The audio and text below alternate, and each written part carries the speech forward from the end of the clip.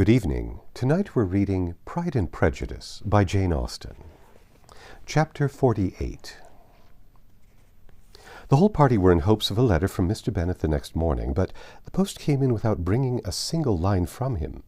His family knew him to be, on all common occasions, a most negligent and dilatory correspondent.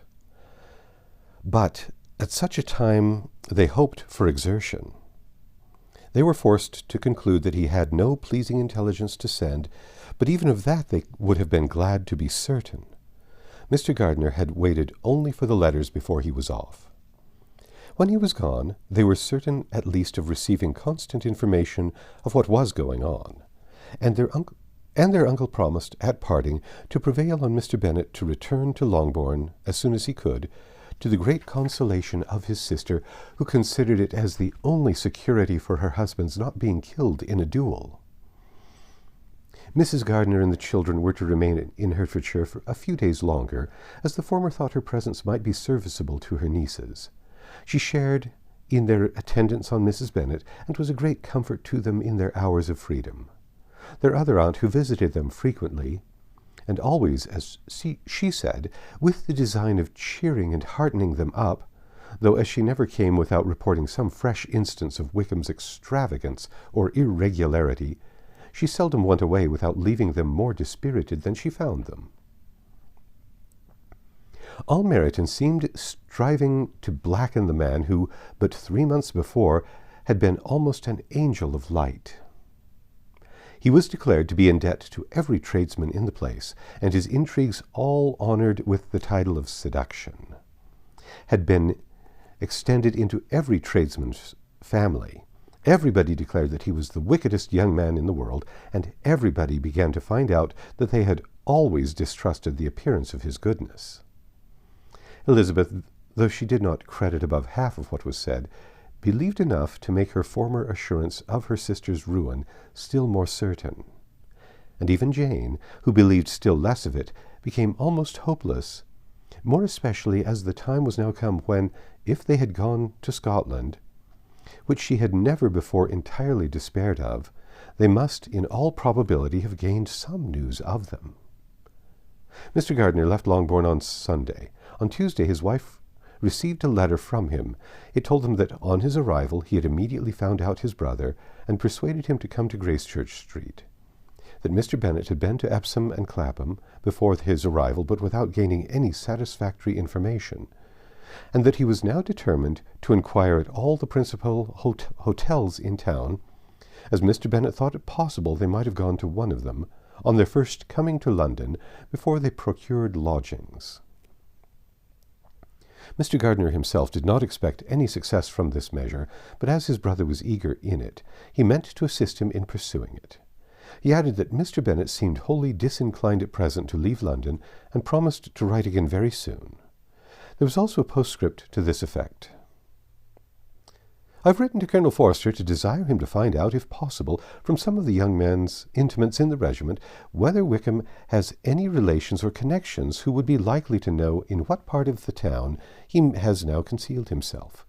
If there were any one that one could apply to with a probability of gaining such a clue as that, it might be of essential consequence. At present we have nothing to guide us. Colonel Forster will, I dare say, do everything in his power to satisfy us on this head, but, on second thoughts, perhaps Lizzie could tell us what relations he has now living better than any other person." Elizabeth was at no loss to understand from whence this deference for her authority proceeded, but it was not in her power to give any information of so satisfactory a nature as the compliment deserved. She had never heard of his having any relations except a father and mother, both of whom had been dead many years. It was possible, however, that some of his companions in the regiment might be able to give more information, and though she was not very sanguine in expecting it, the application was something to look forward to.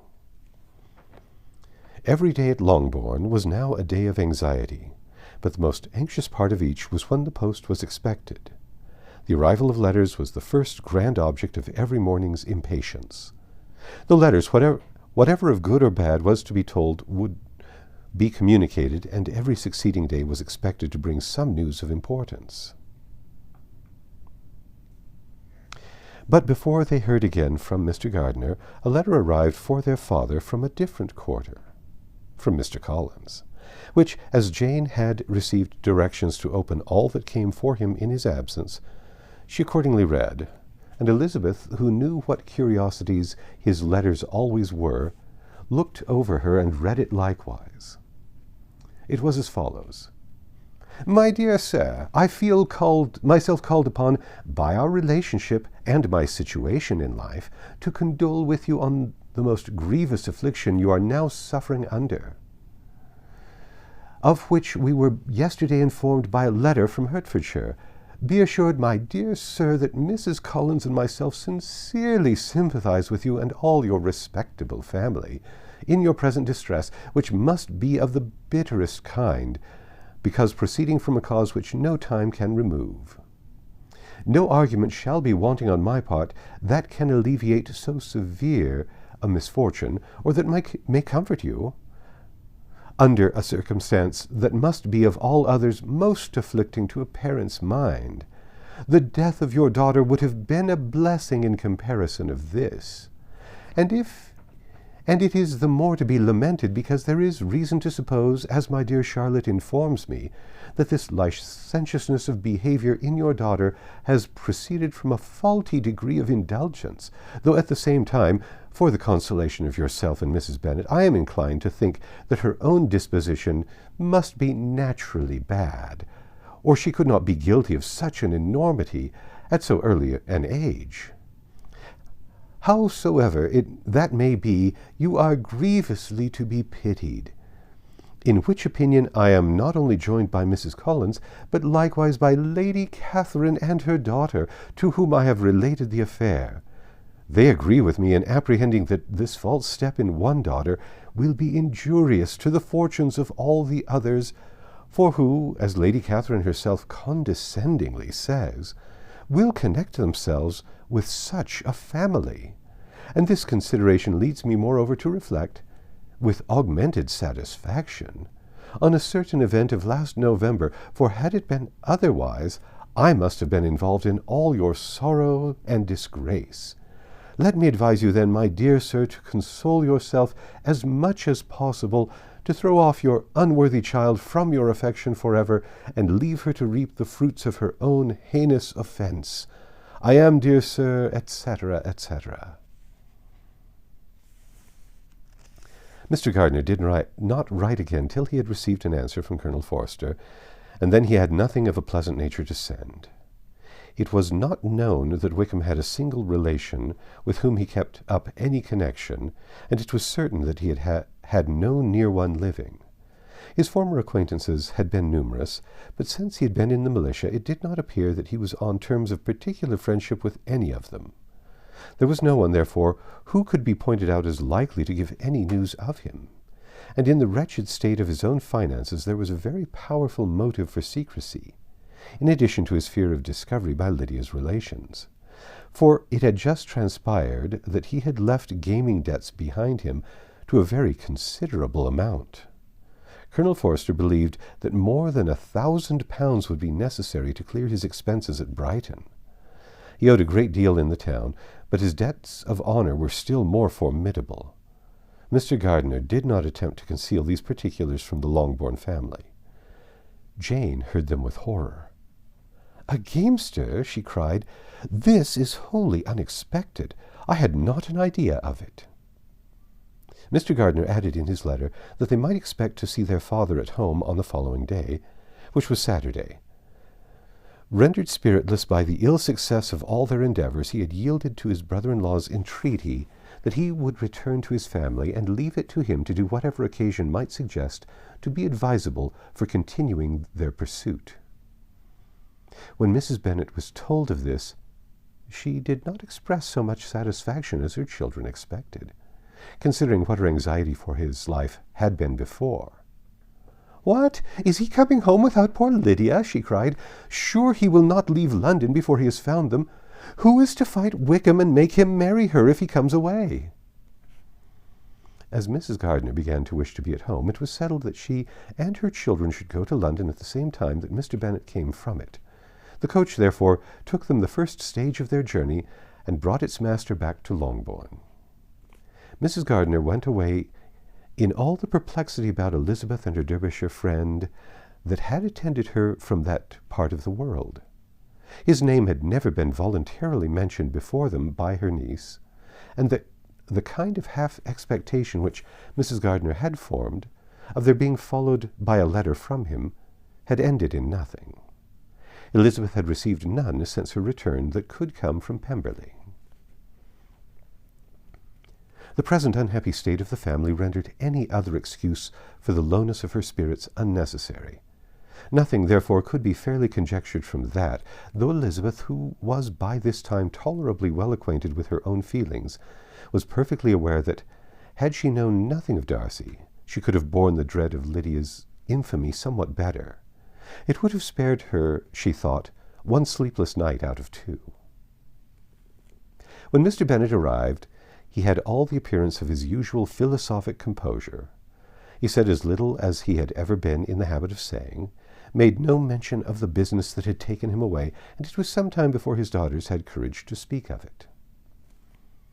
It was not till the afternoon, when he joined them at tea, that Elizabeth ventured to introduce the subject, and then, on her briefly expressing her sorrow for what he must have endured, he replied, "Say nothing of that. Who should suffer but myself? It has been my own doing, and I ought to feel it." "You must not be too severe upon yourself," replied Elizabeth. "You may well warn me against such an evil. Human nature is so prone to fall into it. No, Lizzie, let me once in my life feel how much I have been to blame. I'm not afraid of being overpowered by the impression. It will pass away soon enough." "Do you suppose them to be in London?" "Yes. Where else can they be so well concealed?" "And Lydia used to want to go to London," added Kitty. "She is happy, then," said her father dryly, "and her residence there will probably be of some duration." Then, after a short silence, he continued, "Lizzie, I bear you no ill will for being justified in your advice to me last May, which, considering the event, shows some greatness of mind." They were interrupted by Miss Bennet, who came to fetch her mother's tea. "This is a parade," cried he, "which does one good. It gives such an elegance to misfortune. Another day I will do the same. I will sit in my library, in my nightcap and powdering gown, and give as much trouble as I can. Or perhaps I may defer it till Kitty runs away." "I'm not going to run away, Papa," said Kitty fretfully. "If I should ever go to Brighton, I would behave better than Lydia." "You go to Brighton? I would not trust you so near it as Eastbourne for £50. No, Kitty, I have at last learnt to be cautious, and you will feel the effect of it. No officer is ever to enter my house again, nor even to pass through the village. Balls will be absolutely prohibited, unless you stand up with one of your sisters, and you are never to stir out of doors till you can prove that you have spent 10 minutes of every day in a rational manner." Kitty, who took all these threats in a serious light, began to cry. "Well, well," said he, "do not make yourself unhappy. If you are a good girl for the next 10 years, I will take you to a review at the end of them." That's the end of chapter 48. Come back tomorrow and we'll read chapter 49.